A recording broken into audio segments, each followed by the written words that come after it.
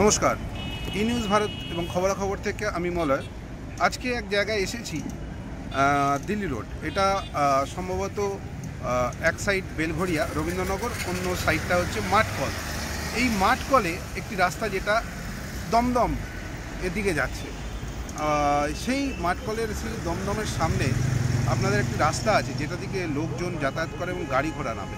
তার পরিস্থিতিটা একবার দেখাতে চাইছি। আমাদের ক্যামেরাম্যান সঙ্গে দেখুন কী কন্ডিশন।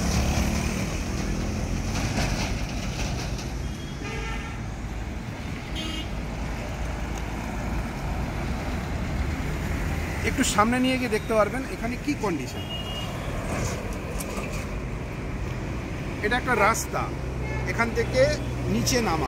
দীর্ঘদিন পড়ে থাকার পর আমাদের খবরের জেরে প্রশাসনের টনক নড়েছে। তারা বালি এবং মাটি দিয়ে রাস্তাটি, ভয়াবহ এই জায়গাটিকে বন্ধ করার চেষ্টা করেছে।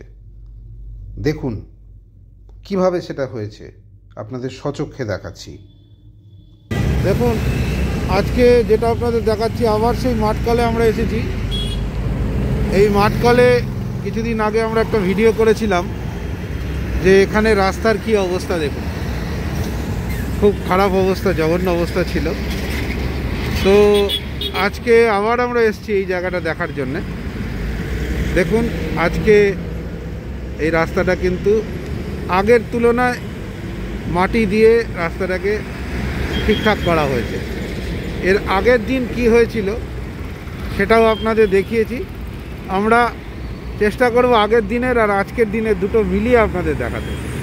সঙ্গে থাকুন, দেখতে থাকুন ই নিউজ ভারত এবং খবরাখবর মলয়ের সাথে।